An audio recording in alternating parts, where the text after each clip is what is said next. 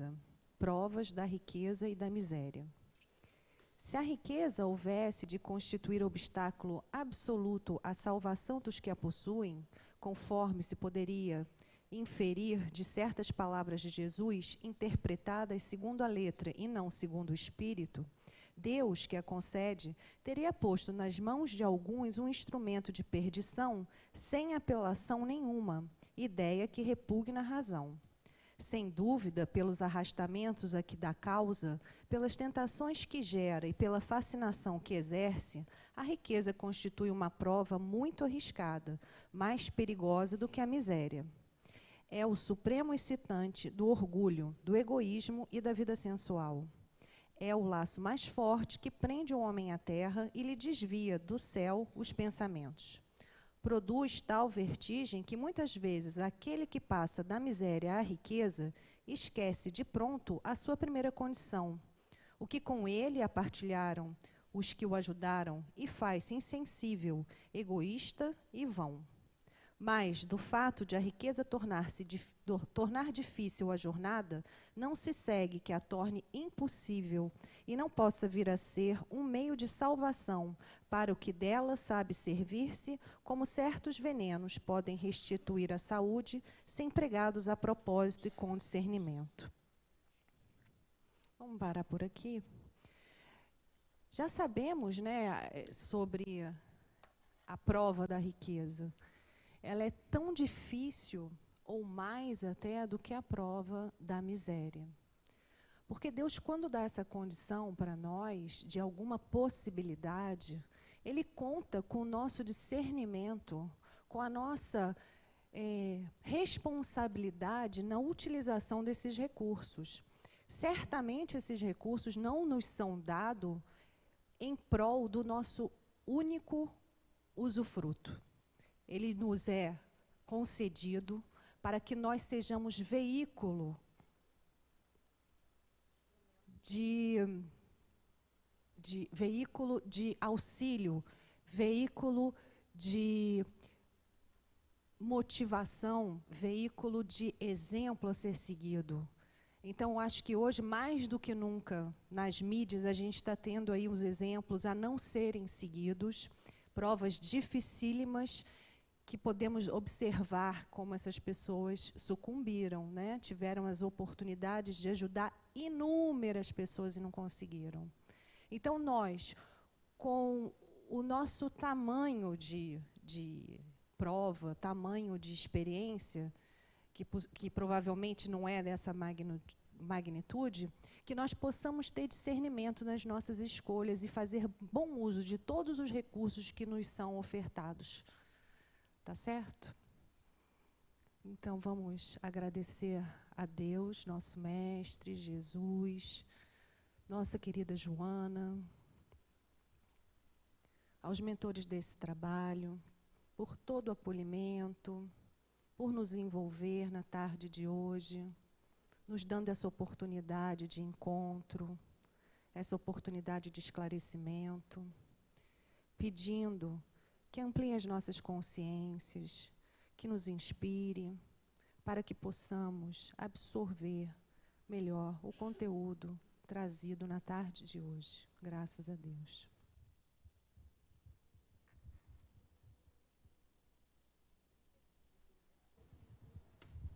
Boa tarde.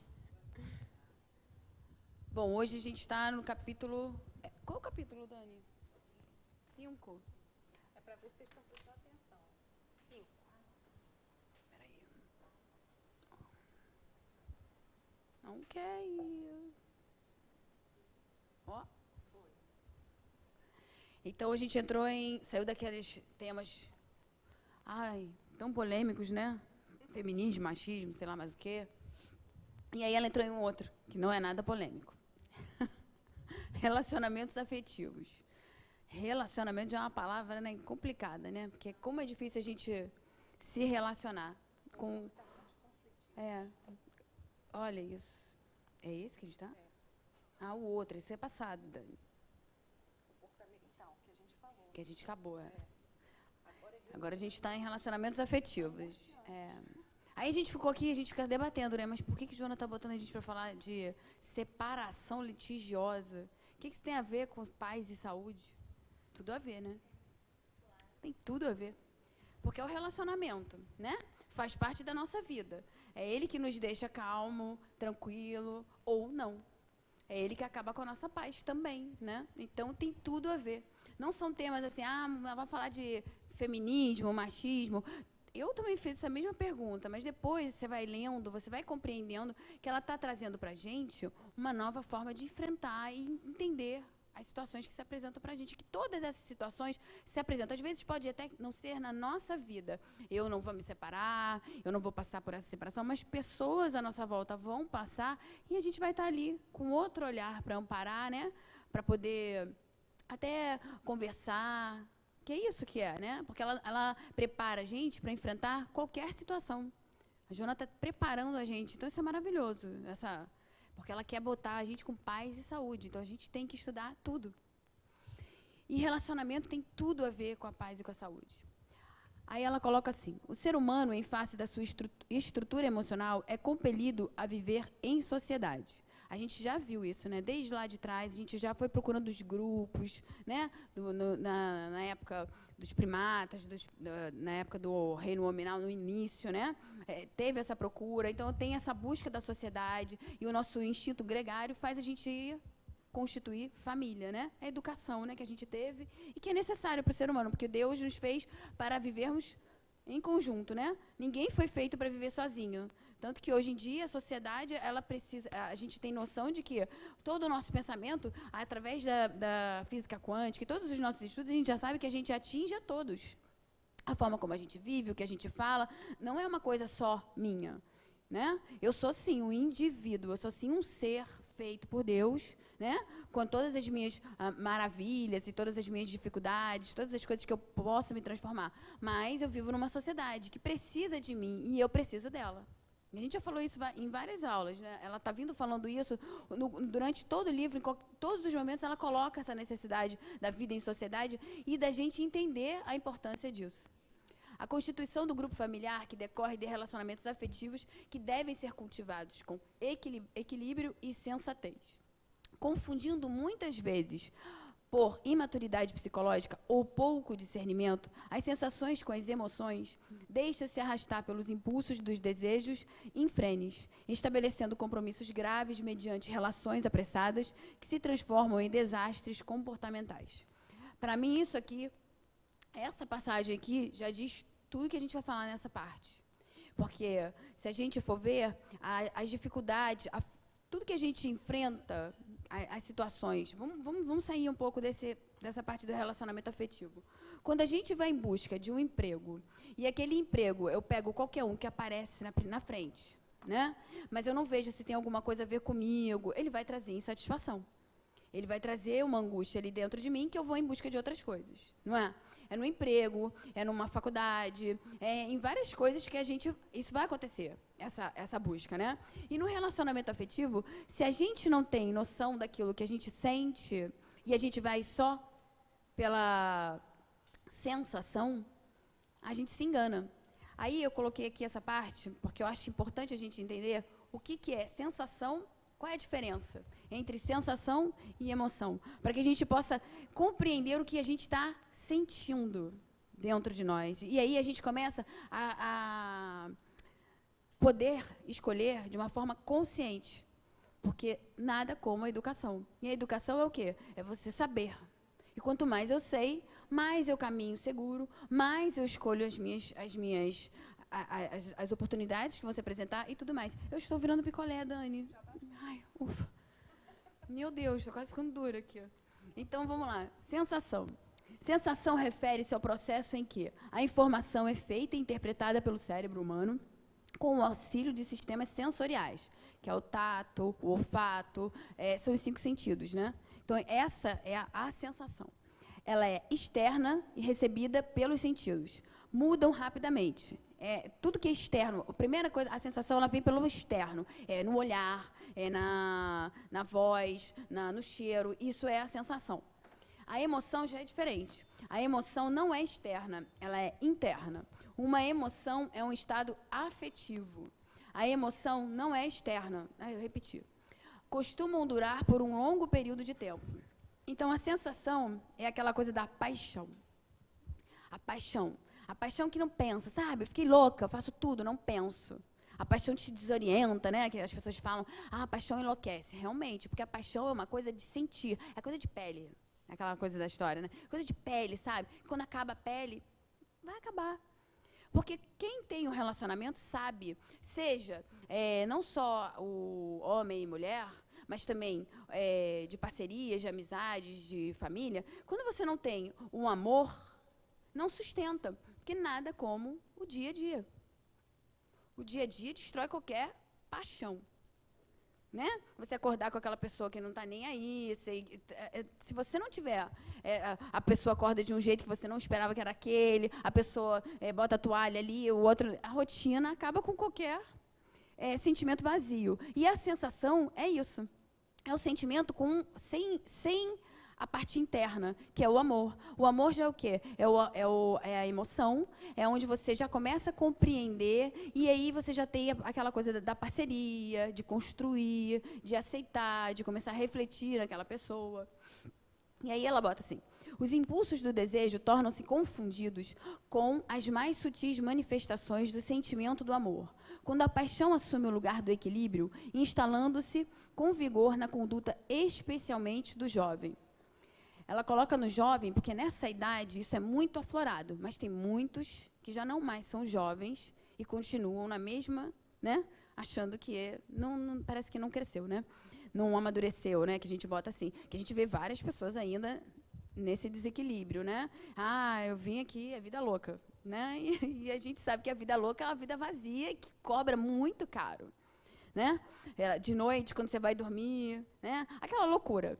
Eu quero só festa, eu quero só isso. Mas quem aguenta? Quem aguenta isso? E aí o jovem, é interessante a gente pensar que o jovem está naquela fase de questionamentos, né? De vibração, eu estou me tornando um ser adulto, né? Mas, assim, direcionando a minha vida e os meus desejos, não tem mais a minha mãe mandando eu botar essa roupa, aquela roupa, vai estudar isso aqui. Eu estou começando a mandar as minhas vontades.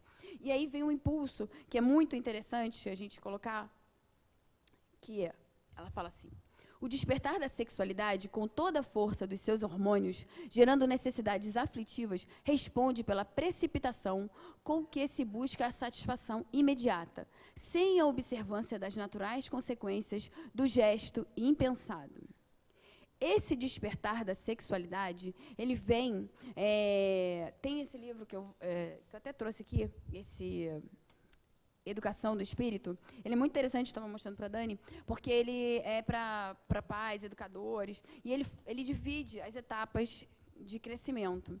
E nessa fase, ele fala que nos 14 anos é quando a glândula pineal ela é liberada. A glândula pineal é a glândula que libera conecta a gente à mediunidade. Ela fica no centro do cérebro, entre os dois hemisférios. Ela é pequenininha, está um pouco maior que uma semente de laranja, um pouco maior. E ela é de um poder assim sensacional. Que falam que ela é da mediunidade, né? Ela é toda a mediunidade, a ligação vamos botar assim, psicografia, tudo que vem é pela ligação com a pineal. Quando a gente escuta assim, fulano recebeu, está incorporado. Não existe incorporação. Não existe um espírito entrar no corpo. Isso não existe. Ele simplesmente se conectou à glândula pineal e está usando a força mental dele pelo aquele médium e utilizando a mão e aí fazendo o que ele vai fazer. As cordas vocais, é assim. Não existe incorporação. Está com o diabo no corpo. Isso não existe, gente. Ele pode estar sim dominado, obsessão, né? Casos de fascinação, mas é tudo por aqui. Essa glândula pineal é o caminho. Tem várias palestras, vários cursos, várias coisas na internet, você vê muito. Vamos libere a glândula pineal, que é a glândula da mediunidade, onde a vida espiritual se abre. E André Luiz, ele coloca assim, que a glândula pineal também conhecida como epífise. Aos 14 anos, aproximadamente, de posição estacionária, recomeça a funcionar no homem reencarnado a glândula pineal.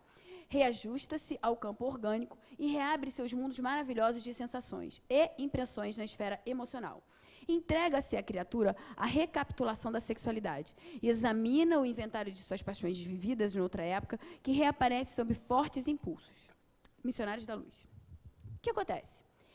Por que eu estou falando isso? Joana colocou ali, falando da parte emocional, né? E que acontece mais esse equívoco, né? Às vezes, da escolha do amor, né? do relacionamento no jovem, né? Por quê? Porque esse jovem, muitas vezes, imaturo, né? Imaturo psicologicamente, ele não sabe a diferença entre sensação e emoção, e ele vai no impulso. Porque, veja bem, 14 anos é quando libera essa parte. Nessa hora, ele começa a você começa a agir mais, de forma mais, como é que eu posso dizer? Não, individual não. Não, é você mesmo, eu esqueci essa palavra.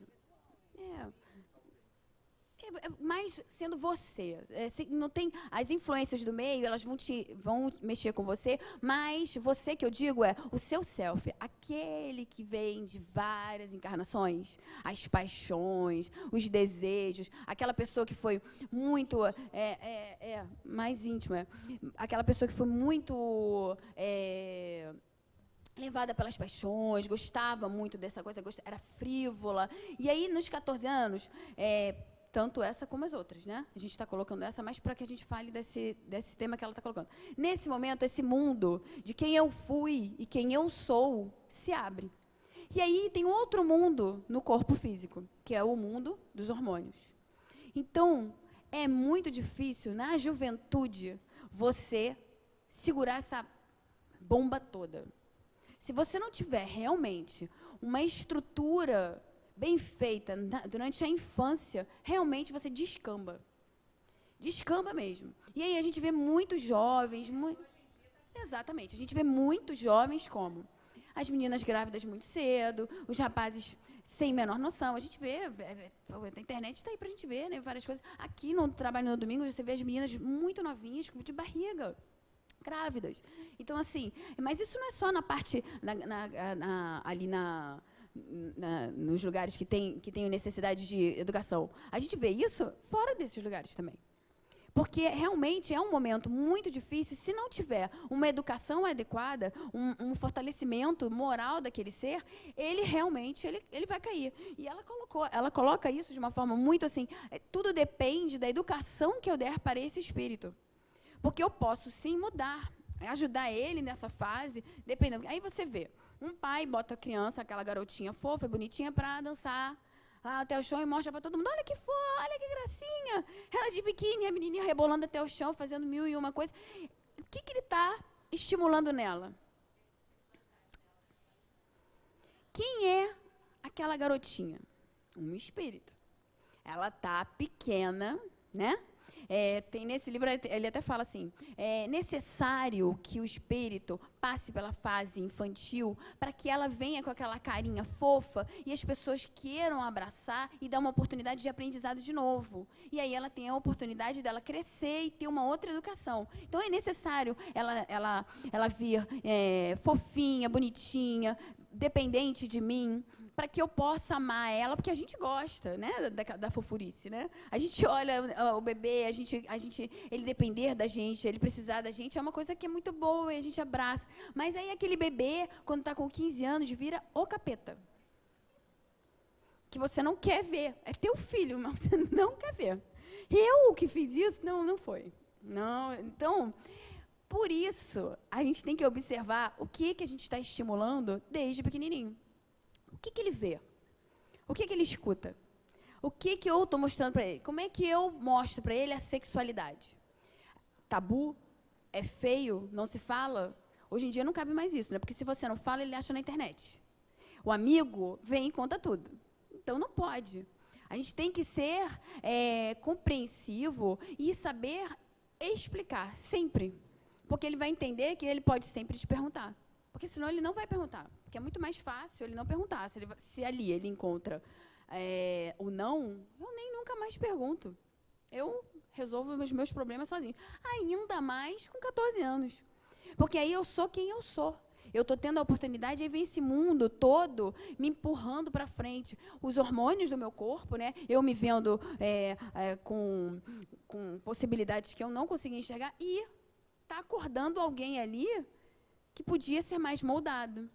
E que quando eu podia ter feito isso, eu estava botando para dançar, o sambinha até o chão, de biquíni, na frente da bateria. Tem isso tudo, não, nem nada contra. Mas a gente tem que observar o que a gente faz e nunca esquecer que todos somos espíritos. Pequenininho, fofinho, mas a gente não sabe quem é que está ali.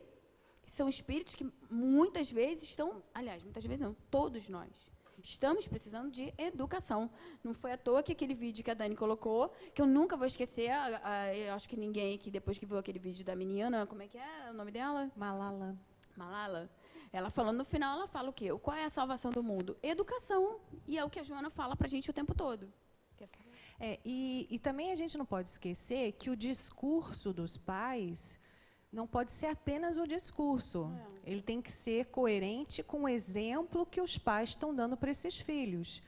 Né? Então, não adianta eu sentar com meu filho e fazer um discurso bacana sobre sexualidade e ter uma vida promíscua ou, enfim, com menos responsabilidades, estar aí toda hora passando por situações complicadas. Né? Então, é fundamental que o discurso seja o mesmo... tenha coerência com a experiência de vida da pessoa que está fazendo. Exatamente. E ela coloca isso também nessa próxima. Esse livro é muito bom para ler. Esse livro ele trata da parte de reencarnatória, ele fala de várias coisas. Missionários da Luz é uma enciclopédia, assim, fala de tudo. Tem de tudo, é muito interessante. É um livro... André Luiz, eu sou fã dele, eu acho ele sensacional, ele fala muito bem. E vale muito a pena a gente que gosta, que estuda, para a gente entender, né? Porque a gente está aqui para isso. E o André Luiz é legal porque ele vivencia, ele vem do plano, né? Para cá, para o nosso plano terrestre, né? E ele vivencia situações. Então, ele vai mostrando para a gente o dia a dia nosso, né? Não é, no entanto, esse comportamento exclusivo do período juvenil, foi o que a gente falou. Podendo manifestar-se com o mesmo poder na fase pré- ou pós-climatério feminino, a menopausa, né? Na andropausa masculina, ou também repontar no adulto, num período de frustração e de ansiedade, gerador de solidão e de incompletude. E isso nada mais é que a infância psicológica. O indivíduo não cresceu. Aquele ali, o jovem que ainda está na fase, né, de crescer, e de entender e de viver suas experiências, mas se ele tiver tido uma base, ela fala isso o tempo todo, se tiver tido uma base de companheirismo, de conversa, de esclarecimento, esse jovem vai ser diferente, ele vai sim passar pelos tumultos, mas de forma diferente. E é isso que a gente tem que ter na nossa cabeça, né? Às vezes a gente não tem mais o filho para falar, mas tem um sobrinho, alguém que vem falar, um vizinho, um amigo, que precisa se abrir, né? Porque às vezes a gente escuta mais até o vizinho do que o pai e a mãe, né? Isso acontece muito, ainda mais na adolescência, você não quer ouvir nunca seu pai e sua mãe. Nunca. Por isso que a gente tem que falar antes. Agora o meu filho é muito fofo, porque ele escuta tudo. É uma gracinha, ele reflete, ele fala. Aí ele veio para mim com o boletim, ele mostrou para mim, olha, mãe, como eu melhorei, olha só, realmente ele melhorou. Aí ele falando, não sei o que, eu falei, aí é diferente. Daqui a pouco ele não vai querer nem mostrar boletim. Se eu for perguntar, que boletim é, né? Mas se eu não souber fazer, porque a gente está construindo um relacionamento. E se não for um relacionamento de uma forma educativa para os dois, porque eu também erro. Eu também estou aprendendo com ele, né? Eu estou em busca disso. Se não for assim, vai se quebrar nessa fase. Porque essa fase é muito conflituosa, essa fase dos 14 anos, que eu estava falando antes. E tem a parte da glândula pineal, vamos supor, vem com a mediunidade. A mediunidade aflora nessa hora. Gente, aí descamba. Porque aí vem um monte de desequilíbrio, vem um monte de situação que ele não entende, ele não teve estudo, ele não viveu a evangelização, né? Muito importante, sempre vou fazer propaganda, trabalho na evangelização. A evangelização é essencial, é um bem que a gente faz para os nossos filhos e para nós. Porque não é só, estou fazendo, é difícil trazer sábado de manhã, o primeiro dia do fim de semana, né? Que é para você ficar à toa em casa, seu filho, né? Doido para dormir até mais tarde. Nunca, o Ricardo nunca teve essa opção, só nas férias. Sempre veio, desde que nasceu. Pedro, então, acha pior, veio desde a barriga. Então, assim, é necessidade de quem? Deles. E é para o bem de quem? deles e meu, porque isso vai me ajudar também. Então, é muito importante a evangelização, gente. Quem tiver filhos, traga. Quem quiser vir trabalhar também, é muito bom, é recompensador e nos ajuda a ajudar os nossos próprios filhos. Nessa fase, quando se encontram dois indivíduos que se sentem solitários e insatisfeitos com a existência, descobrindo seres portadores de grande afinidade nos gostos, quando que na verdade existe é somente fuga da realidade, indivíduos conflituosos. Aqui nessa hora ela coloca, porque não dá para escrever tudo, senão a gente vai ficar aqui lendo o livro, não é isso. Ela coloca que quando aqueles se encontram, ninguém me entende. Aí a mulher encontra o cara, né, os dois, né, ou não, né, pode ser o mesmo sexo, hoje em dia tá tudo assim, né, e é legal isso. Então, assim, quando o outro encontra um indivíduo que partilhe da dor ou do sofrimento, é porque a gente acha assim, encontrei minha alma gêmea. Ele é igual a mim, ele tem os mesmos problemas que eu. A família dele não entende ele não sabe o que ele vai fazer da vida dele, então eu e ele estamos juntos, somos iguais. Também tem um outro tipo, aquele tipo de, nossa, eu preciso desse cara me mantendo, vou casar com esse cara, porque esse cara vai pagar minhas contas. Eu conheço uma pessoa que ela falava assim, olha, era um homem, hein, que falava isso. Quer assinar a carteira? Tem um filho. Ele falava isso. Procura o cara com dinheiro e tem um filho. Aconteceu com quem isso? Com ele. Porque geralmente quando você fala, você passa por aquilo, né? A vida é muito engraçada. Então, assim, você acha que tipo de relacionamento vai nascer disso? Isso é um relacionamento afetivo ou um relacionamento de interesse? E um relacionamento de interesse sobrevive a uma daquelas poucas crises que a gente falou anteriormente? Nenhuma. Não existe. Às vezes, tem um interesse monetário, tem um interesse sexual. Nossa, que mulher linda, eu preciso dela para mim, eu não posso viver sem ela. Nossa, que gato, vou casar com esse cara. Aí você vai lá e casa com o cara. Só que o gato tem vários problemas. O gato não escova o dente, o gato não corta as unhas, e você nem viu. O gato não quer trabalhar e quer que você pague as contas dele. A gata não está nem aí para você também, só quer malhar o dia inteiro. E eu não quero saber de problema, não me traga problemas, só me dê o cartão. Então, assim, e o cara ficou apaixonado por ela, ela deu uma engordada. Nossa, ficou grávida, o que aconteceu com ela? Não casei com essa mulher. Não casei com essa mulher. E aí a gente vai vendo assim, como é que a gente pode estabelecer uma relação. E aí a gente não para e pensa, gente, eu estou escolhendo, não é para ninguém não, é para mim. Eu estou trazendo alguém para viver comigo, para mim, isso é um presente grego, né? Porque eu mesma, na minha ilusão, que é o que ela fala, na achar que aquilo ali vai me fazer feliz, né? Que seja o dinheiro, que seja os apelos sexuais, que seja qualquer coisa, porque as pessoas são tão carentes que elas precisam das outras só pela presença, às vezes por nada. Às vezes só porque o fulano disse que gostou de mim, vou ficar com ele porque eu sou sozinha, eu não posso ficar para a titia, eu não posso fazer... Gente, a gente tem que ser feliz como? Eu preciso de alguém para eu ser feliz? Se eu precisar de alguém para eu ser feliz, eu já sou infeliz. Ninguém me faz feliz. Somente eu. Os outros vão fazer parte da minha vida, elas vão trazer experiências, elas vão trazer situações, eu vou levar para elas, nós vamos viver em conjunto, em determinados momentos, amizade. Amizade, às vezes, você está junto com um, daqui a pouco está todo mundo separado, daqui a pouco você fez outras amizades, mas continua amando, né, quando a amizade é verdadeira, distante, né?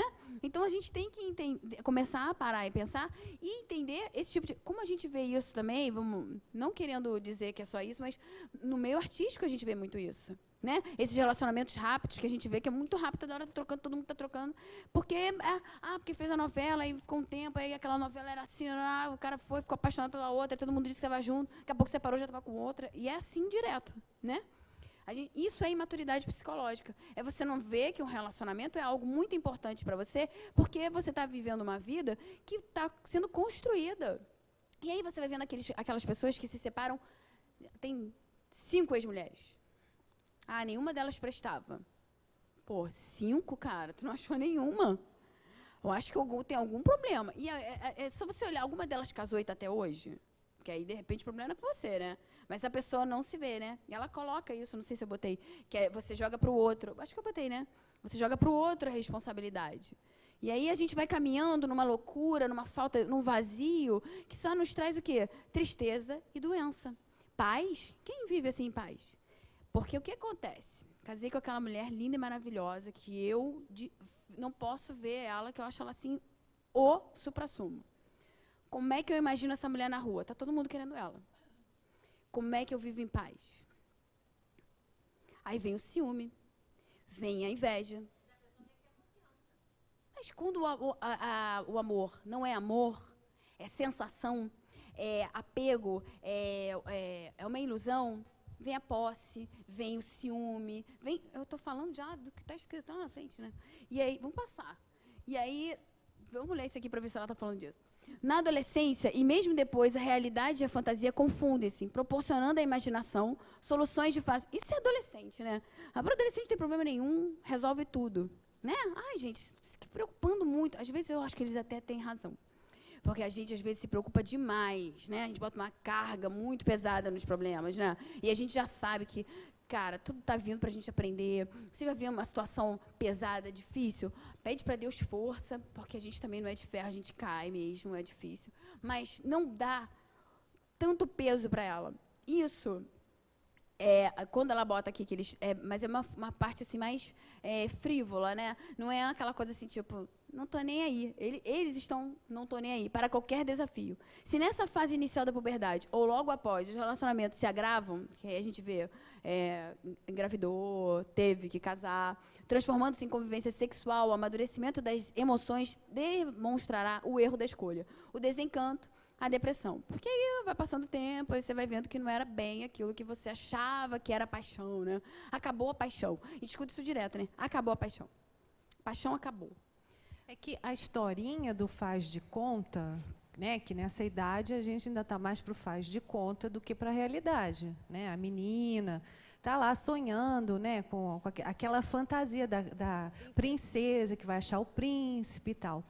Quando a realidade aparece, que vem as dificuldades, os problemas, a troca de fralda, o acordar de madrugada, o menino que quer sair com os coleguinhas porque não tem maturidade ainda, emocional, para estar enfrentando aquela situação, quando a realidade se apresenta, vira um caos, porque aquela fantasia ela se desfaz. Então, vem o quê? A decepção, vem o quê? A depressão, a angústia... as pessoas se sentem presas num relacionamento inexistente, porque não existe aquilo, né? Então, elas querem a sua liberdade. Exatamente. Aí ela coloca, o sexo merece ser estudado desde muito cedo, na vida infantil, com os mesmos direitos de esclarecimento que se concedem aos demais órgãos do corpo, no que diz respeito à higiene, ao uso, à finalidade. Por que esse tabu todo, né? Claro que você tem que saber como você vai falar. Mas você tem que sempre falar. Porque senão vira uma coisa que a criança não sabe. Ela tem os sentidos, gente. Não existe isso. Ah, mas ele é muito pequenininho, não entende nada. Entende, ele sente. Foi aquilo que eu falei para vocês da outra vez. O meu filho pequenininho, ele tinha sensações quando ele via a menina de... qual era o programa? Acho que era o Faustão, as garotas dançando. Ele falou, isso me dá nervoso, mãe. Troca. Ele tinha 3 anos. Ele entendia alguma coisa? Não, era alguma coisa do corpo dele que mexia com ele e ele não entendia. E se eu não falasse alguma coisa, eu tinha que conversar com ele. Mas olha só, calma, Rico, isso não é nada. E aí ele foi, depois ele passou. Mas se a gente não tiver ali para orientar, aí tem um amigo que vem e fala assim, não sei o quê, como é? Porque menino, gente, menino não é fácil. Menino sabe de tudo. Aí você pensa, não, ele não sabe nada, não. Quando você vê, ele já sabe daquilo e de muito mais. Porque todo mundo conta tudo. O teu filho você protege? Os outros já descobriram tudo, já estão além do tudo, e você está achando que seu filho está ali brincando de bola, de coisa. A bola é distração. Existe a curiosidade natural também, né, da criança. A criança gosta de experimentar coisas, gosta de experimentar o grampo na tomada, enfim, tudo aquilo que ela desconhece, ela tem vontade de conhecer. E isso é só mais uma parte. né? Ela desconhece o correr, ela experimenta o correr, ela vai ter as sensações, a emoção de dar o primeiro passo, de passar por uma corrida. E essa curiosidade, ela é natural do ser humano, né? A gente tem curiosidade até morrer em relação a diversas coisas. E quando isso não é tratado de uma forma adequada, isso gera problemas futuros. A Joana vai falar aí mais para frente. Aí, nesse livro que ele fala assim, não é difícil compreender que, se o espírito não cultivou sentimentos elevados, se não possui canais superiores e nobres por onde suas energias e emoções possam se manifestar, o jovem somente terá como canais de suas energias o erotismo ou a agressividade, como sede de poder e fome de evidência e realce. Porque isso aqui está na mídia, está em tudo quanto é lugar. Isso tem para eles de graça. Se a gente não der para eles a parte moral, emocional, segura, correta, o outro, você não precisa se preocupar, porque aquele outro ali, ele tem.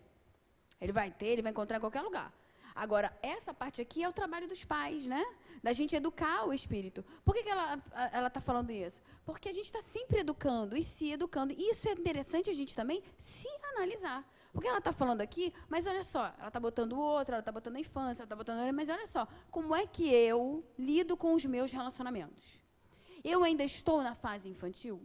Qual é a forma que eu olho para a pessoa que está comigo, que eu quero que esteja comigo, aquela que, vamos supor que eu não tenho um relacionamento ainda, que eu esteja me interessando por alguém. Como é que eu faço isso?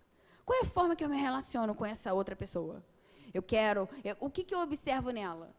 É companheirismo? É uma pessoa madura? É uma pessoa que vai me trazer alguma coisa positiva e eu para ela? Ou eu estou na paixão, na sedução, só no desequilíbrio? A gente tem que observar. É para isso que ela está esclarecendo a gente em todos os pontos. Porque o relacionamento acontece o tempo todo, né? E a gente tem acesso, hoje em dia, muito fácil, eu não estou falando de censura, tá? Mas a gente tem acesso muito fácil a qualquer tipo de informação, seja na televisão, seja na internet. Mas será que a gente tem a maturidade psicológica para estar assistindo ou estar experimentando esse tipo de situação? Mudou muita coisa da época dos nossos avós, pais, para hoje em dia?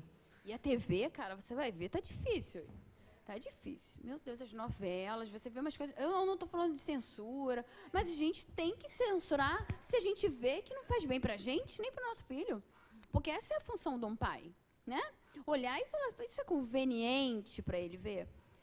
Isso tá legal? Eu vejo o meu filho, ele gosta muito de um canal, não sei se é Disney, não sei qual é. Acho que é Nickelodeon, não sei. E lá, umas novelinhas que tem americanas, que são muito engraçadas, é piada, só piada. Eu falei, cara, até pra mim é melhor ver isso do que ver a novela. Porque é tão engraçado aquelas paradinhas, e leve, são as crianças brincando, é o dia a dia deles, não tem nada. Se eu virar e falar assim, vamos ver a novela. Oi? Gente, não dá. Acontece cada coisa na novela. Malhação, horário de criança, malhação, não sei pra que idade ainda. Eu acho que eu não sei para que idade que a criança quer para ver. Porque realmente é pesado. Porque uma criança pequena que está em casa vendo, ela vai ver e vai fazer assim, mas o que tem? Cheguei da escola, deixa eu olhar. Eu já sentei, já vi com meu filho, falei, como é que eu vou falar assim? Não, isso não é para você. Porque aí você fala assim, não é para você, que quer ver mesmo, né? Aí você fala assim, não vamos fazer outra coisa agora, vamos para ali, vamos ver aquele outro negócio, porque senão, cara, vai para isso mesmo, né? É impressionante. Então, a gente tem que ter um cuidado, assim, imenso, o tempo todo. Aí ela entra na parte... Porque depois de aquilo tudo descamba para alguma coisa, né? Vai para alguma coisa. E aí é um relacionamento completamente desequilibrado, um relacionamento vazio, que se uniu por emoções frívolas, coisas que não... Emoções não, né? Vamos botar sentimentos, né? Que não uniam, né? Que acabavam sendo vazios, acabam indo para quê? Hoje a gente entra nessa parte. Separações litigiosas masculinas. Aí a Dani vai dar femininas. Eu falei para ela, no outro capítulo eu falei feminismo e ela machismo, agora trocaram. Para a gente aprender. É demais. Eu já aumentei. Estou aqui mexendo o braço. A Dani chegou no calor e quis matar a gente. Não, eu estou aumentando esse ar-condicionado. É louco. Tem vontade própria o ar. Tem. Ele é obsediado. Separações litigiosas. Aí eu botei aqui e fui ver o significado de separações litigiosas. É um meio de dissolução da sociedade conjugal em que apenas um dos cônjuges formula o pedido, imputando ao outro ato que torne insuportável a vida em comum, tal como adultério, abandono voluntário do lar, tentativa de morte ou qualquer outra conduta desonrosa. Se chegar num ponto desse, é muito desequilíbrio. Porque, veja bem, se acabou, acabou. Você pode até dar uma insistida, né, tentar ir lá conversar com a outra pessoa, ver o que aconteceu, mas chegar num ponto que o outro tem que entrar de uma forma na guerra para se separar, é porque está num desequilíbrio, é porque tem interesses ali que não são só os emocionais, né? Porque quando é emocional, quando é diferente, né? E aí, às vezes, ainda envolve criança, que aí complica de uma forma assim, pesadíssima. E aí a gente vê que qual a importância da gente se autoconhecer? Para quê? Para quê? Para que eu aprenda a viver de uma forma melhor. Entender que as pessoas, como eu falei antes, elas vão vir e vão seguir. Então, se eu ficar querer reter alguém ao meu lado, a gente não retém ninguém. A gente não retém pai, mãe, filho, marido, irmão, amigo, ninguém. Nem a nós. Porque você já reparou quantas vezes você já mudou? Quantas vezes você já abandonou quem você era? É só você pegar suas fotos da adolescência até agora. Só você olhar o que você mudou. Ah, eu sou a mesma. Tem certeza? Então vamos mudar. Se você não mudou nada até agora, está na hora, né? Bom, mas já está aqui nesse curso, já dá para mudar alguma coisa. Já está pelo menos com vontade. Então, a gente tem que entender que, quando vem ela trazendo essas situações são muito pesadas, porque se torna insuportável um relacionamento. Aí a Dani montou isso aqui muito bom, porque a Dani tem uma parte assim, maravilhosa. Eu não sou lógica assim como ela. Eu vou para outra Já vez. que é momento de fazer elogio, então só um segundo. Só um segundo. Queria agradecer imensamente a Janaína, que na aula passada, eu esqueci, ela botou a letrinha, a legenda para a gente naquela música que não tinha legenda na internet, então eu pedi para ela foi prontamente atendeu. E ao Adolfo, que sem vocês a gente não ia conseguir dar esse conteúdo dessa forma, tá? Valeu mesmo, obrigada. Uhul.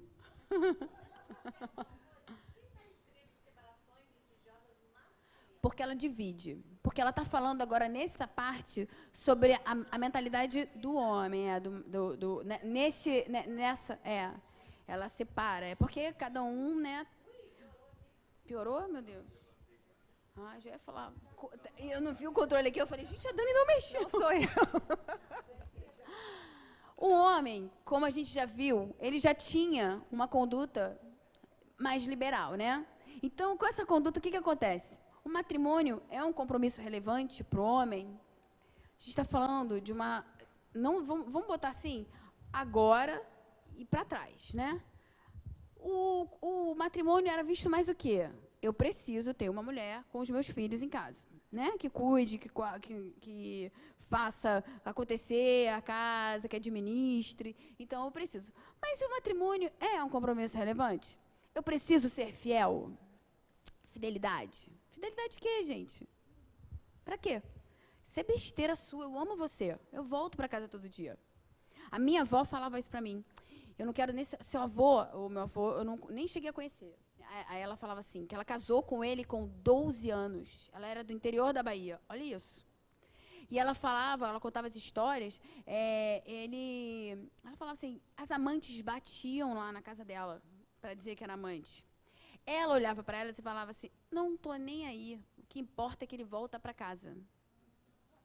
Era assim que ela via.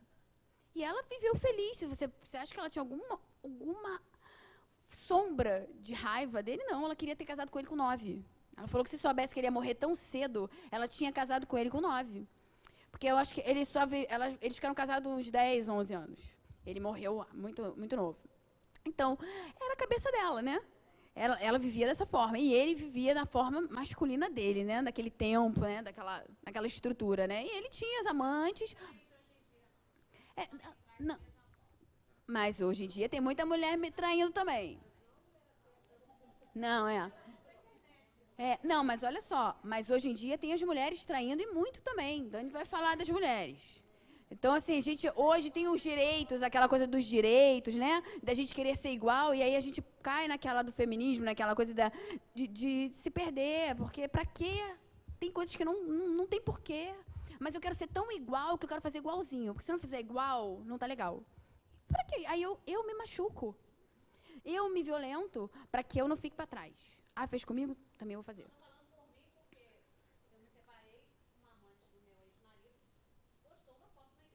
Olha só. Uma irmã perturbada. Uma irmã perturbada. Está em desequilíbrio. Totalmente desequilibrada. Né? Totalmente desequilibrada. Totalmente. E aí você vê, né? Uma mulher, né? E a gente é tão difícil a gente se colocar no lugar do outro, né? A gente não se coloca, é o que eu quero. E aí você pode ter certeza, ela está muito mais envolvida na paixão, na loucura, porque quando você tem a emoção do amor, é diferente, ele bate diferente, é. E aí quando vem o desequilíbrio, você quer postar, você quer ofender, você quer machucar, aquilo não... Vai chegar uma hora que aquela parada vai quebrar. Vai quebrar. Tem uma história que eu sei, né? Não cabe a gente falar as pessoas, mas assim, o cara traiu... foram 10 anos traindo a esposa. Aí ela descobriu, ele terminou. Depois ela descobriu 10 anos depois que ele traiu com outra, 10 anos também. Aí eu falei, gente, como é que pode? Aí foi embora, morar com essa outra. Aí chegou um determinado momento, ele ficou doente, teve um derrame seríssimo. Não, ela continuou, a outra continuou cuidando dele. Só que a outra descobriu que ele tinha outra. E a outra queria ele. Ó, a outra queria ele. Só que a outra queria ele... Levou ele, pegou tudo que ele tinha, e com quem ele ficou no final? A mãe dos filhos dele. A mãe dos filhos dele. São as provas, né, gente? Então, a gente acha que é papo de novela, né? Porque você botar isso na novela, você fala assim, essa novela. Foi dessa forma. E aí viveu lá com ela uns 10 anos, todo tortinho, sem se mover. E ela no amor, no carinho, fazendo o que ele queria, o que ele gostava. Olha só. Amor. Para ele só? Para todo mundo em volta. Para ele foi, eu acho que foi uma prova muito forte. Oi, que dívida, hein? Arrependimento não digo, porque não foi ele que pediu para ir para lá, ele não tinha para onde ir, então teve que ir. Ele foi para lá engolindo a parada. No final foi uma coisa assim de Deus, pediu perdão, foi... A gente sabe que nada é por acaso, nada se perde, nenhum momento se perde na nossa vida. Por mais horrível que seja, né, a gente olhar uma situação dessa de fora, você fala assim, meu Deus me livre, mas quantos traumas, quantas coisas poderão ter sido desamarradas ali, né? Coisas que podem ter se fiandado naquela dor ali, naquela coisa assim estranha de você ver e não aceitar, porque realmente é muito difícil. Eu não sei. Gente, eu não sei se eu teria essa caridade toda, né? Porque é brabo. 10, depois foi pra outra, depois arrumou outra, aí volta todo ruinzinho pra mim, cara. Porra. Pode ela ter feito muito pior com ele. Eu tinha uma amiga, ela falava isso, a gente tinha um casal que estava sempre se traindo. Eu falei, gente, mas não é possível. Ela, Tati, não se mete, não fala nada, porque vai saber o que o outro fez. A gente nunca sabe. Eu falei, pois é verdade. Se ela tem essa necessidade tanto de trair ele agora, né, vai saber o que ele não aprontou e o outro é tão passivo, o que ele não aprontou na outra. A gente não sabe. Por isso que a gente sempre tem que falar isso, sempre pensar, julgar é muito difícil. Não vamos julgar, porque a gente se bota numa posição de muito melhor. E a gente não é. Tá vendo eu dizendo que eu não sei se vai ficar não com o cara assim. Muito difícil. Aí quando surgem a realidade e o dever, compromisso familiar, tem que levar as crianças na escola, buscar as crianças na escola, levar na evangelização, trazer da evangelização, levar na casa da avó, na casa do pai, no aniversário, não sei o quê, não sei o quê, não sei o quê, não sei o quê. Vem o medo, a insegurança, e aí se pergunta, será que essa mulher eu amo esse cara mesmo? Porque foi um relacionamento que teve toda aquela problemática que a gente falou antes, imaturo, baseado na sensação, não na emoção do amor. Veio na paixão, na loucura. Porque a gente se entendia, porque a gente tinha os mesmos problemas. Oi? Vou me afinizar com outra pessoa, vou querer a pessoa que eu tenho o mesmo problema que ela. Gente, vai se tratar os dois. Né? Vamos procurar um psicólogo. A gente precisa de um psicólogo, porque Como é que eu vou? Ele é igualzinho a mim. Olha, reclama de tudo, tá sempre, come que nem eu, uma loucura, a gente come tudo que nem em casa. Eu falei, não tá legal. Né? A gente sai para comer, estão os dois gordinhos, né? Depois que a gente casou, ficou assim. A gente tem que observar. O que te move? O que aquele relacionamento ali está vivendo? Algo saudável? Você está trocando uma coisa pela outra, pela comida. Né? A comida te dá prazer, o cara do lado já não dá, não. Dá um brigadeiro. Isso aí ninguém merece. Dá um brigadeiro para ele também, que ele come e dorme, né? E aí são muitos. Aí a gente vê tantos relacionamentos que as pessoas vivem com as outras assim, de forma vazia, tipo, aguentando, porque se eu me separar, vou ter que dividir tudo. Eu vou ter que morar com meu pai, porque eu não tenho onde morar, né? A casa aqui é dos dois, a gente vai ter que vender. Aí vai fazendo o quê? Empurrando com a barriga, vivendo aquele relacionamento infeliz a vida inteira. Aí vem o que exatamente? Eu falei tanto que eu acho que eu já falei tudo. Fim da era do encantamento, passa a falta de criatividade, cansaço, mal-estar, o cotidiano que vem com todas essas queixas, saturação da convivência, insatisfação, perda da conversação. Todo mundo mudo em casa. Fulano chegou? Cara, nem vi. Tá onde ele? Vendo novela. A novela tá boa hoje. Uhum. Pô, mas vem cá, como é que foi seu dia? Legal. Mas e aí, você não sei o quê? Aham. Peraí que eu vou ali. Vou dar uma saída. Surge a desconfiança, porque aí o cara não fala, tá falando com quem no WhatsApp? Só vive no WhatsApp, não fala comigo, mas no WhatsApp tá lá, não para. Porque hoje é o WhatsApp, né? Antigamente era o telefone. Vou ali comprar um cigarro. Não volta mais. O que antes representava liberdade de movimentação e de ação, agora expressa-se com menos poder, porque a convivência a dois impõe responsabilidade na conduta, já não sendo lícita a atividade individual, sem que haja o necessário esclarecimento ao outro, a justificação e o pedido de apoio. Começa aquela coisa de você... por que ele não fala nada comigo? Porque o relacionamento é isso. Olha só, hoje eu vou sair com as minhas amigas, não tem problema nenhum. Mas eu preciso falar para ele, né? Ele tem que saber o que eu estou fazendo. Por que não falar para ele? Qual é o problema em falar para ele? Se ele falar, vai me encher meu saco. Mas por que enche o saco? Tem alguma coisa aí no meio. Se você não pode ser com seus amigos e ele também não pode, qual é o problema? Por que reter? Ela tem uma frase que eu vou falar, que vai aparecer aqui, que é sensacional. O ser psicológico é muito complexo, em face das heranças evolutivas que carrega no cérebro. A gente tem um cabedal de coisas lá dentro da gente, que é aquilo que explode nos 14 anos. Se a gente não aproveita todas as chances de educação, a fase madura vai chegar. Claro que não é que a gente não mude. A gente muda, a gente sabe que a gente está mudando, né? Mas é muito mais difícil, muito mais sofrido a gente mudar adulto, né? Porque aí vem as dores, aí vem os erros para a gente poder acertar. Aí vem as situações de dor que a gente não sabe enfrentar. Os conflitos acumulados no inconsciente não são aceitos pela consciência, que os escamoteia, transferindo a responsabilidade para o outro, a fim de ficar-se bem consigo mesmo. Foi o que a Dani falou naquela hora. A gente joga para o outro.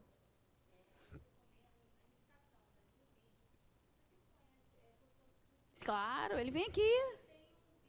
Ele vai estar no congresso. Vou procurar. Eu já assisti. Você para de ser linguaruda, ela tá? ia trazer.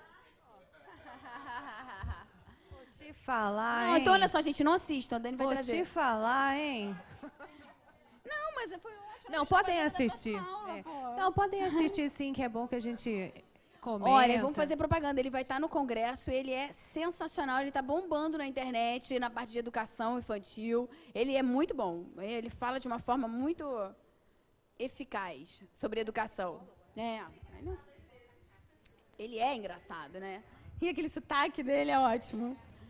Inevitavelmente, porém, passam a fazer parte das reflexões, tanto no homem como na mulher, os conflitos do lar, de onde cada um procede as experiências infantis menos felizes. Aí a gente vai trazer também os nossos conflitos da nossa infância, né? Que é o que a gente vive. E aí você começa a ver nele um adversário, um irmão que você não conseguiu lidar na infância. E aí vem vários conflitos naquele casal. Se o homem é de temperamento introvertido, mais difícil torna-se a convivência, porque ele evita falar sobre o assunto, assumindo atitude enigmática. Nenhum relacionamento de qualquer natureza pode sobreviver ao mutismo. Gente, ninguém. Quem? O meu marido não é de falar. Meu marido é super mudo. Mas é o normal dele. Sempre, não é só comigo, com os amigos também. Então, ele é um cara que ele fala pouco. Mas você sabe a diferença em uma pessoa que fala pouco e uma pessoa que não quer mais falar. Uma pessoa que não quer falar é porque ela está em outro mundo já. Você já não vive mais aquele ali, você está só fisicamente, porque mentalmente você está ali no YouTube ou no WhatsApp, em qualquer outro lugar. Porque você não aguenta mais aquela voz, você não aguenta mais aquela pessoa, os pensamentos dela te ofendem, te atrapalham, te incomodam. Ser extrovertido e a tudo se submete de maneira superficial torna-se explosivo, é imprevisível, de difícil controle. Isso a gente vê também. As pessoas que se explodem por qualquer coisa, o descontrole emocional na família, né? E quem sofre muito com isso são as crianças. Elas lidam ali com um conflito dos pais que eles não souberam, de um relacionamento que já nasceu morto. Com fim. Exatamente. Porque você vai vivendo conflitos ali que são muito pesados, né? Eu tinha uma aluna na evangelização que ela vinha e me incomodava, porque estava todo mundo aqui na frente, né? Todo mundo sentado na frente vendo filme. Ela chegava, ela sentava lá atrás, na última, e ficava sozinha. Eu falei, não é possível, gente. Aí eu tentava chamar ela, não vinha. Aí um dia eu não estava dando aula, fui lá conversar com ela. O que houve? Aí ela me contou que os pais dela estavam se separando e aquilo mexia muito com ela. Ela estava muito revoltada com aquilo. Ela sentia que a culpa era dela, porque ela tinha 10 anos. Aí eu comecei a conversar com ela. E aí ela falava, mas eles tentam e acabam brigando. Eles estão agora no psicólogo. Ela me contou tudo. Ela estava precisando falar. E aí eu fui conversando com ela. Ela foi... Aí foi muito legal, porque você foi vendo ela se aproximar... E aí ela foi liberando aquilo ali, né? E não vendo que a culpa era dela, e os pais ficaram bem, eles estão até hoje aqui, e ela está no grupo jovem, e você vai vendo que é necessário, desde a infância, a estrutura. E a evangelização faz toda a diferença, gente. Faz toda a diferença. Cada pessoa é uma construção psicológica específica que se encontra com a outra a fim... Veja bem, que se encontra com a outra a fim de produzir uma harmonia e não uma fusão. Ai, minha alma gêmea, não vivo sem, então se prepara para viver, porque ele vai morrer e você também. Um dos dois vai primeiro. Aí morreu, você morre também? Acabou a tua vida? Isso é a maior ignorância, porque vamos não morrer, porque a pessoa assim vai morrer. Ela pensa que ela vai viver para sempre com aquela outra pessoa. Aí ela não pensa na separação. Que quando você se coloca alma gêmea e eu não vivo sem, você está completamente igual, a gente está para sempre. E aí, quando um dos dois, vamos supor, vamos para o desencarna, acabou a vida do outro. O outro se desequilibra completamente, porque como é que eu vivo sem? Não tem como eu viver sem. Se nós éramos uma fusão, nós éramos um, não existe.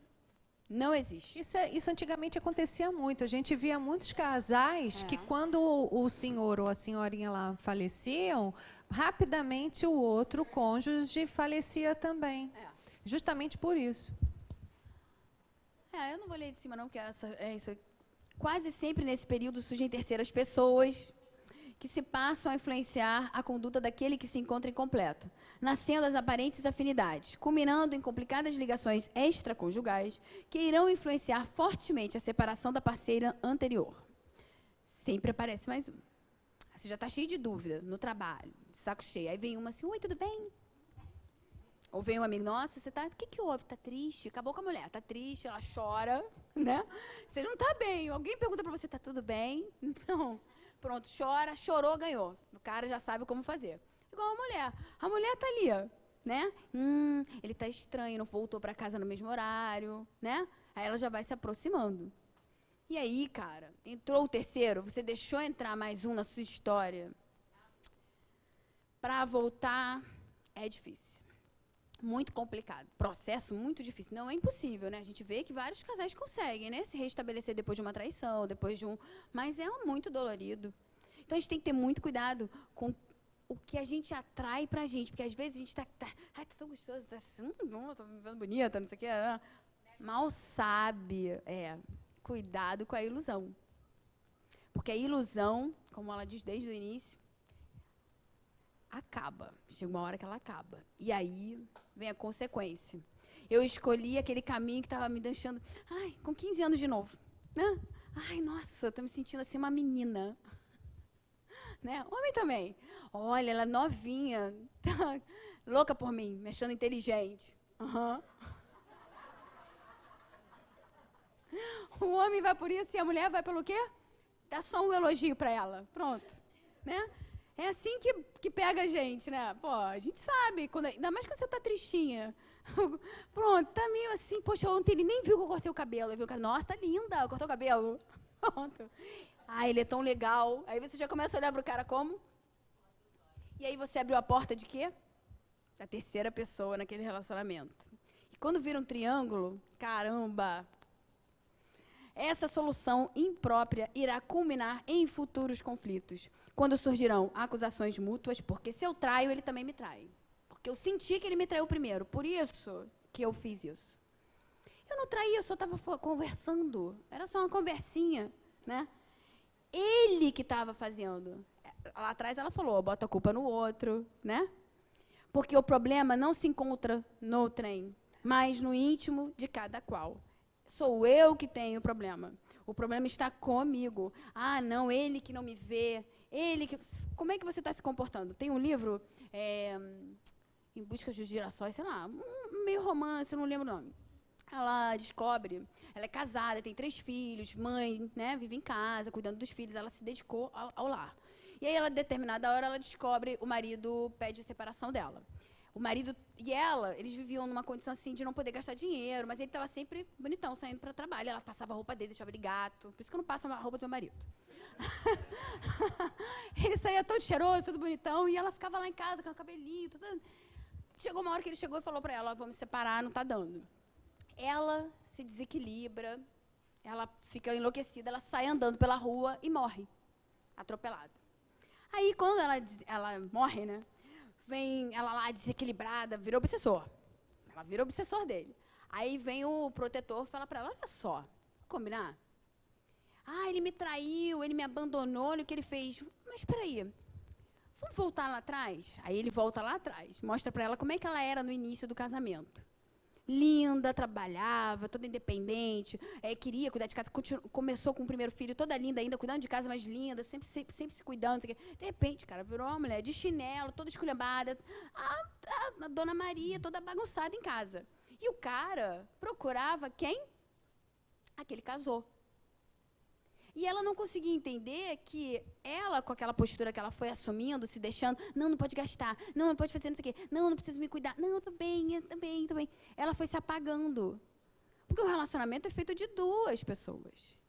Os 2 precisam estar bem. Se eu não me cuido, se eu me abandono e me largo, eu também quero o quê do outro? Porque, poxa, é muito fácil eu botar a culpa no outro que arrumou uma amante. Mas você estava como? Qual era a sua postura nesse relacionamento? Tem que estar os 2 vivos. Não tem aquela história? Um relacionamento é uma plantinha, se não molhar, morre. Morre mesmo. Mas nessa hora em que um dos 2 passa por um momento difícil, é que a gente vê se existe o verdadeiro amor, né? Porque mesmo a mulher de chinelinho lá descabelada, ela continua sendo a mulher dele. E ela pode estar passando por um momento difícil. Então, não é momento de você abandonar essa mulher, mas é momento de você conversar, incentivar, procurar... Pois então, eu quero... Aí vai ser de cada um, né? Não, mas o que eu quis dizer, o que ele quis mostrar nesse livro, foi que a gente tem que se cuidar sempre. Eu vi, né, nesses vídeos, nos vídeos de feminismo, eu fui estudar, eu achei uma coisa muito interessante dela falando. Ela falou assim, a moça, não é que toda mulher tem que trabalhar, então você acha que a mulher não pode abrir mão e cuidar da sua casa? Ela não pode ser errada? E ela, não, a gente não acha isso. Eu acho só o seguinte, você nunca pode se tornar dependente da outra pessoa.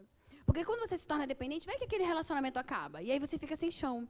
Então, a gente tem que estar sempre se colocando em primeiro lugar, a gente tem que se amar. E se cuidar é se amar. Eu estar bem, me ver no espelho bonita, eu posso estar em casa de chinelo, mas eu posso estar em casa com um rabinho, eu posso estar em casa me maquiar, posso estar com uma roupinha direita, eu não preciso virar uma mulamba, que meu marido chega, eu estou com cheiro de bife. Não? A gente tem que observar isso, sim. Nós temos que ser agradáveis para o outro. Isso faz parte, ele também tem que ser agradável para mim. Quando meu marido tinha um short, que eu tinha horror. Aí, quando ele não viu, eu joguei fora o short. Aí ele, pô, cadê meu short? Eu falei, avisei várias vezes que eu ia dar um fim nele. Dei, graças a Deus. E, cara, porque me incomodava. Já que ele não tinha atitude, porque ele é meio apegado, eu joguei fora o short. Eu nem doei, gente, porque não dava para doar. Joguei fora o negócio. Porque é um relacionamento. E aí, isso aqui é o que a gente falou.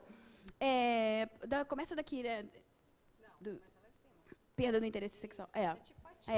Na antipatia. Aí vem a antipatia pelo outro, a perda do interesse sexual, que isso é fato, esfria a afetividade, vem a indiferença, as mágoas, a animosidade, violência, desconsideração. Não. Aqui, ó. Vai. Esfria a afetividade e indiferença. A separação complicada. Olha só. Se você ainda assomar aí a questão dos bens, né? A divisão de bens e filhos, o que acontece? Mágoas, animosidade, violência. A gente vê isso nessas separações litigiosas. Desconsideração, ressentimento. Tudo isso discutido nos tribunais. É a lavação de roupa suja, né, que a gente costuma ver. Passou até no Fantástico uma forma diferente, né? Que agora a gente vai na constelação familiar, né? Para poder ter... Isso é muito legal.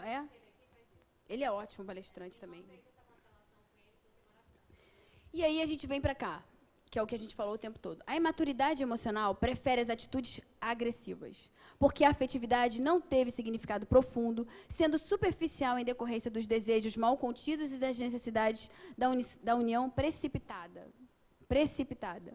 A atitude do amor pelo mundo e de admiração por tudo que é belo encontra nessa idade, nos 14 anos, o despertar da consciência, que se tem do próprio corpo.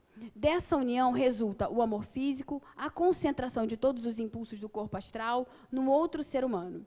O amor entre dois indivíduos é a expressão mais bela desse amadurecimento. Importa, pois, auxiliar o jovem no despertar das mais belas qualidades da alma, que é essa educação do espírito. Que é o que ela...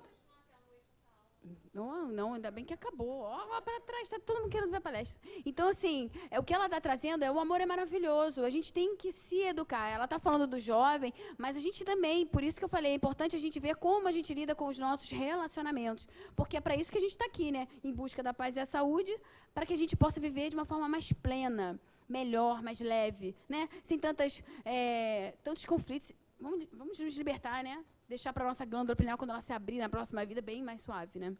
Porque aí a gente já fez bastante curso da Joana. Quando a gente desencarnar, a gente vai lá para a Alvorada Nova, faz mais curso com ela, né? Se ela já não estiver aqui, né? Mas ela vai deixar uma galera lá, né, pra gente poder voltar melhor, né? Porque não é fácil, não. Então é isso, gente. Na próxima aula é com a Dani. Vamos fazer a nossa prece para a gente poder ir para a palestra. Tá certo a hora, né? Acho que eu me adiantei um pouquinho. Senhor Jesus, Mestre amado, obrigada pela tarde. Joana querida, nossa mentora, nossa mãezinha, agradecemos seus ensinamentos, seu amor, todo o seu esclarecimento para nós, Senhor, querida amiga. Cuida de nós, fica conosco. Graças a Deus.